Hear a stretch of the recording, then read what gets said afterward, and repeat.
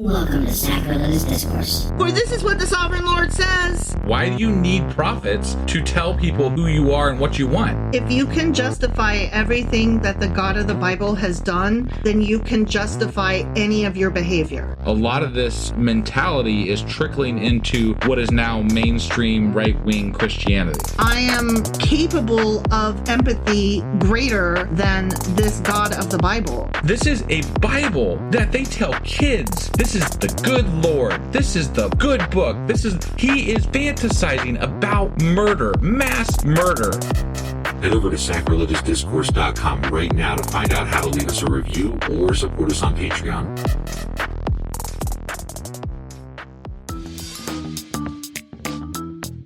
Hey there, sinners and saints. It's your favorite Bible-bashing duo from Sacrilegious Discourse, and we need your help. That's right, folks. We're raising funds for some heavenly equipment and a studio that doesn't sound like it's in the depths of hell. Our current setup, let's just say it's more apocalypse than audiophile. So if you want to hear us dissect the Bible without the background noise of demonic squirrels, chip in a few bucks. We're aiming for $5,000 to upgrade our audio and build a studio worthy of blasphemous banter. Donate today and help us spread the good word of atheism. You can find a link right on our homepage, sacrilegiousdiscourse.com. Every dollar counts. Even if it's from your collection plate.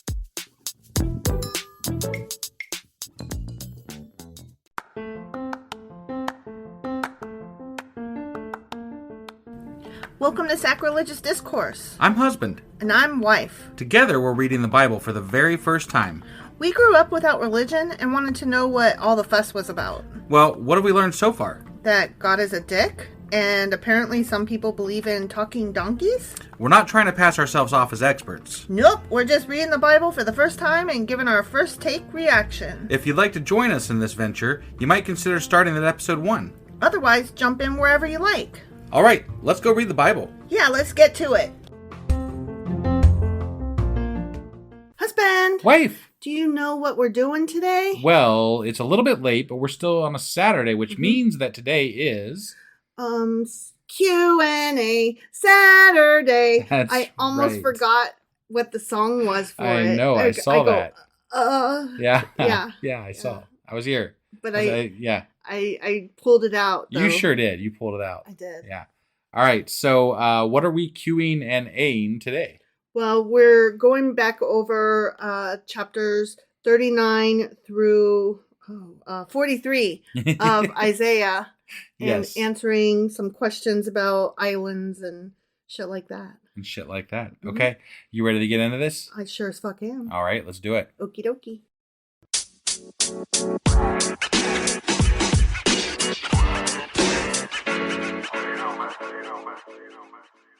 Okay, so we are doing the Q&A for chapters 39 through 43 of Isaiah. Okay.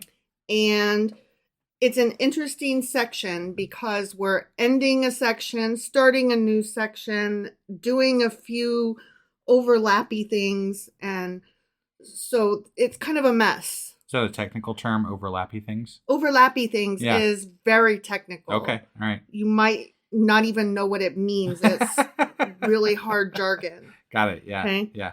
So chapter 39 of Isaiah concludes the section of Isaiah that is attributed to Isaiah himself. Right, Okay, that is first Isaiah.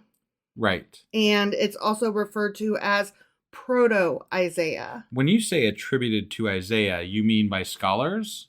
Or by who? Because the whole book is Isaiah. Now, so like they pretend that it's still Isaiah in the Bible, correct? Yeah. Okay. Yeah. It's hard to say. But Traditionally speaking, I guess, chapters 1 through 39 are attributed specifically to Isaiah. Okay. And the rest is like probably not so much. Got it. Okay. They're like, we're going to pretend this is Isaiah because it's prophetic and we like Isaiah and stuff. Yeah. So here it is. Proto-Isaiah. Okay. Yeah. Chapters 1 through 39. Okay. Okay. Uh-huh. So, in the New King James Version, this chapter 39, is also subtitled The Babylonian Envoys, because in this chapter, Hezekiah receives envoys from where? The Babylonians. From Babylon, Yeah. Exactly. So in this chapter, Isaiah foretells the exile to Babylon of the people of Judah. Right. Which, came to pass. Yeah, So, yeah. yay, Isaiah. Right. And then this takes place after Hezekiah's miraculous recovery. Right. Wherein he had been sick and he didn't want to die.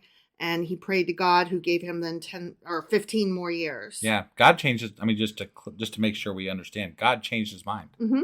God did change his mind. People say that God doesn't change his mind, but he did. I'm like, what about Hezekiah? Right? Yeah. Yeah. And then he shows off all of his treasures to the envoys from Babylon. Yeah, that was probably dumb. Stupid, dumb move. Yeah. And he felt honored by them, and so he gladly welcomed them. He was also really excited because Babylon was the arch enemy of Assyria. Right. So he was like, "You guys like me? Oh my God!" Yeah, he was so like, "The enemy of my awesome." enemy is my friend," right? Totally. And Babylon was like, "Let's see what kind of shit they got, huh?" Yeah. They were like, "Yeah, sure, we're totally your friends, guy." So without consulting either God or Isaiah, he shows them his vast treasures, his abundant supplies of food, and his military armaments. Right. And the visitors are duly impressed with the great wealth that God has given Hezekiah. Sure. As they would be, Mm-hmm. Yeah. But Isaiah was like, "You dumb." And he admonished King Hezekiah and questions him regarding the visit of the Babylonian envoys. I question that questioning of Hezekiah, because Hezekiah was supposedly, in good with God, right? Mm-hmm. So if you're in good with God, couldn't God protect you as much as he wants to or not wants to, right? Like he just killed 185,000 people for the Israelites, right? Yes, but the thing is that Hezekiah made this decision on his own. He did not. Oh, he didn't consult God. He didn't consult Isaiah. Nothing. Yeah, exactly. Okay. So that's why Isaiah was like, "You done fucked up." Okay. I guess. So he was like, "You made an unwise decision and acted foolishly, and you did it out of pride and nonsense." I still feel though like you get forgiven for that, and God could still protect you if you wanted. If he God's was in help. the mood, it just depends on what part of the book we're in. Right. I'm just saying in the book here, like there's times when God has done things for them after they. I mean, you don't always have to be upright. Like, right, but God did just grant dude 15 extra years to live. Right. So he's like, that's enough for now. Yeah. Got it. And then Hezekiah's like, 15 more years, whee! And, proceeds to act stupid. Yeah. Like, he hops out of bed and pridefully shows off his shit. But the funny thing is that it doesn't even affect Hezekiah, because Hezekiah dies before the Babylonian exile happens. So it doesn't, like, and then Hezekiah even goes so far as to say that. Right. But his stupidity doesn't even affect him. And that's part of what bothers me too, is that God in the Bible is willing to punish people that are not still alive, like further generations down the line, for something somebody else did. Yeah. And I'm like, why? Why? You know why. I know. You know why. Because he's not real. Yes. And also, he's a dick. Well, yeah. Mm-hmm. Both of those. So that was chapter 39. Okay. Yep. And that was the end of that section. Okay. Okay. So moving into Isaiah chapter 40, this is the first chapter of the section known as Deutero Isaiah. Got it. So we just were doing Proto Isaiah. Now we're in Deutero Isaiah, which is also called the Book of Consolation. And this goes from chapters 40 to 55. Okay. Within 2nd Isaiah. Right. Okay. Yeah. And then after that, the rest of Isaiah, I'll get to that when we get there. Yeah. But it's something else. Well, it's called like try something, the third part of Isaiah, even though it's the rest of 2nd Isaiah. Okay. If that makes sense. Sure. It doesn't, but whatever. Anyway, this section, Deutero Isaiah, chapters 40 through 55, are the work of an anonymous 6th century BCE author writing during the Babylonian exile. Not Isaiah. Right. Deutero Isaiah has as its subject the liberation of Israel from captivity in Babylon in another Exodus, which the God of Israel will arrange using Cyrus, the Persian conqueror, as his agent. Right. And I remember covering this. What I don't like about this, though, is that it was written in the time that this was happening and it's passed off as a prophecy. Right. So that really pisses me off. Right. Yeah. It should. Right. It should. Yeah. And then parts of this chapter, of course, we mentioned when we read it, but it bears repeating as we're going over this, that parts of this chapter are cited in all 4 canonical gospels of the New Testament. Right. And Isaiah is sometimes even called the 5th gospel. Right. Okay. So I don't recall if I said that at the time. You have said that before. I don't know if you said that recently or not, but you have said that. Okay. Yes. Well, I just always find that interesting. Yeah. The 5th gospel. Get the fuck out of here. So then we move into chapter 41, and that's just really short. That one was a really confusing chapter. We had no idea what the fuck was going on. But all it came down to is the Lord challenging false gods and false idols. And in summary, he says, idols are worthless and man is really limited. The end. Okay. So I think we got that much out of it. Yeah. Well, that's all you were meant to get out of that weirdly written and poorly phrased jumble of words. Well, then I feel pretty good because I feel like we got that out of it. Yeah, exactly. Okay. All right. So no harm, no foul. Moving on. Right. Yeah. Right. So Isaiah 42. That's where we start the servant songs. Did we skip one? I thought did you go? That was 41. Yeah, we were on 40. Okay. 39 was the end. 40 was the beginning. Oh, okay. All right. Sorry. 41 was difficult. Yeah. And now we're on 42. Okay. Sorry. My brain missed one somewhere in there, I think. That's because I went fast. Yeah, I got it. You can't math when I'm going fast. So anyway, Isaiah chapter 42 is where we start getting into the servant songs. Yeah. Okay. And I have to tell you something. I fucked up because in the past I said that it was a section of four chapters in a row. Okay. And it's not. Okay. Okay. Yep. They are all in Isaiah. Right. But they're not in a row. Got it. Apologies. I said that. And I was wrong. I was wrong. Okay. I misunderstood. Okay. The 4 songs in the book of Isaiah that are the servant songs are Isaiah 42, Isaiah 49, Isaiah 50, and Isaiah 52. Okay, well, we should probably reiterate that when we get back into the regular chapters because I think that everyone would still think we're in those servant chapters. So, yeah. Okay. I will definitely repeat that. And then as we each one do the song and get there, I'll do another re-up of that. Okay. So I thought this was really interesting. Muslim tradition holds that Isaiah 42 predicted the coming of a servant associated with Kedar, the second son of Ishmael, who went on to live his life in Arabia. Isaiah chapter 42 also mentions that the people of Salah, a mountain near present-day Medina, Saudi Arabia, would, quote, sing for joy and, quote, shout from the mountaintops. Right. And so they interpret this passage as a prophecy of Muhammad and his migration to Medina. I don't know exactly the pronunciation, but I just thought that was really interesting, since we do a lot of Jewish and Christian stuff. Historically speaking, we haven't really muddled into the Muslim translation of things. Right. So I just thought that was interesting to toss in there. Yeah. So this was the chapter where they talked about islands a fuck ton. And we were like, what are they talking about? Right. So depending on what translation you're reading, it might not say islands, it might say coastlands. Oh, okay. But regardless, they're probably referring to all the lands throughout the Mediterranean, the Greek islands and all of those. Right. They are an image of the far-flung and little-known nations across the Mediterranean world.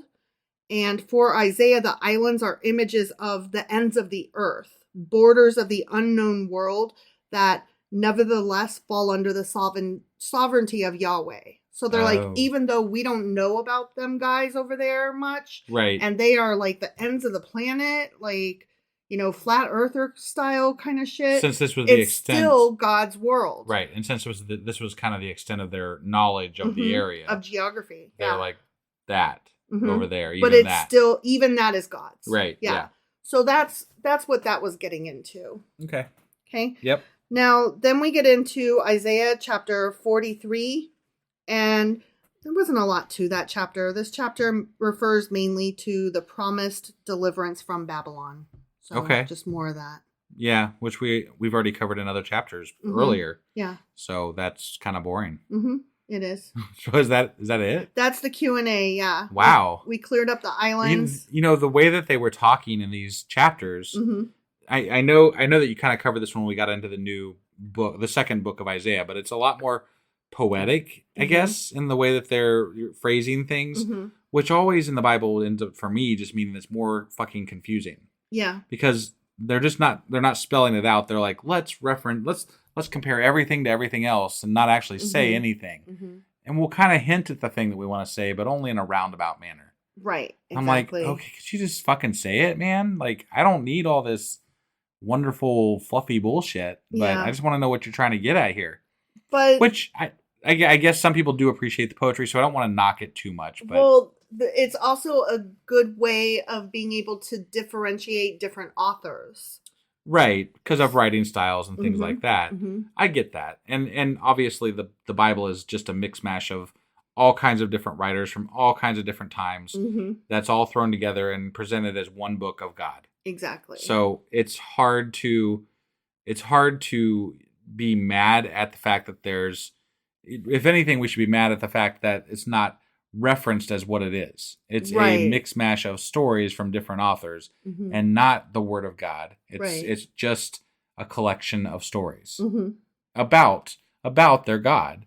Sure. But nonetheless, it's still a collection of stories. But it's really even not about their God. It's about them and them failing to live up to their God and them being punished for that and them coming to terms with that. And well, even more than that, if we took a step back, it's more of a story of their journey as a race of people, you know, like, and it could be a beautiful story talking about that if we could just remove the idea of God from it and look at it from the perspective of a people that lived thousands of years ago and say, this is what they were dealing with. This is what they were dealing with, and this is what they believed back then, and this is how they dealt with their belief system. Yeah, if you look at it from that context, it is a little bit beautiful. You know, but the fact that God is still harmful today because of the people that still believe in this entity and the things that manifests into is why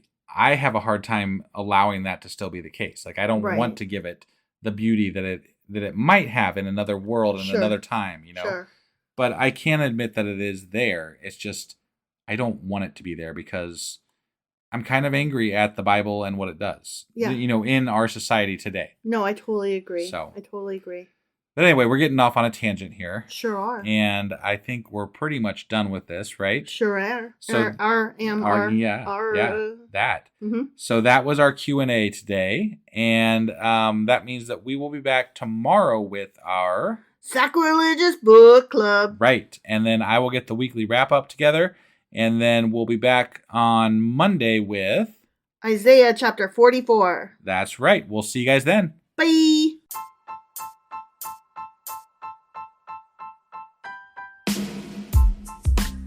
Hey, wife, I guess that's the end? But husband, that's just sad. It doesn't have to be. We are on lots of social media platforms like Twitter.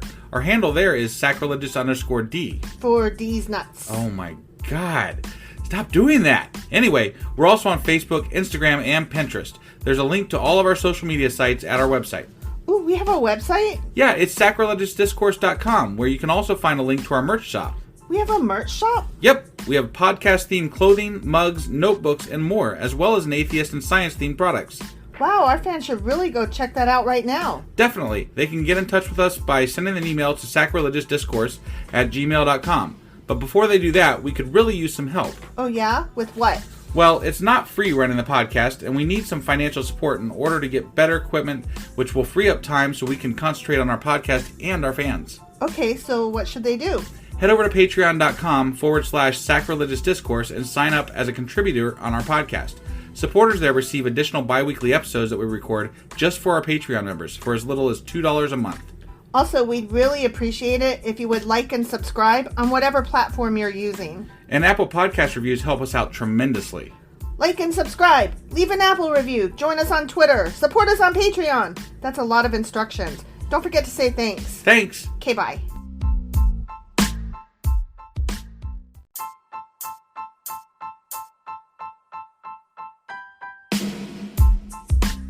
Hey, wife, I guess that's the end? But husband, that's just sad. It doesn't have to be. We are on lots of social media platforms like Twitter. Our handle there is sacrilegious_D. For D's nuts. Oh my God. Stop doing that. Anyway, we're also on Facebook, Instagram, and Pinterest. There's a link to all of our social media sites at our website. Ooh, we have a website? Yeah, it's sacrilegiousdiscourse.com, where you can also find a link to our merch shop. We have a merch shop? Yep, we have podcast-themed clothing, mugs, notebooks, and more, as well as an atheist and science-themed products.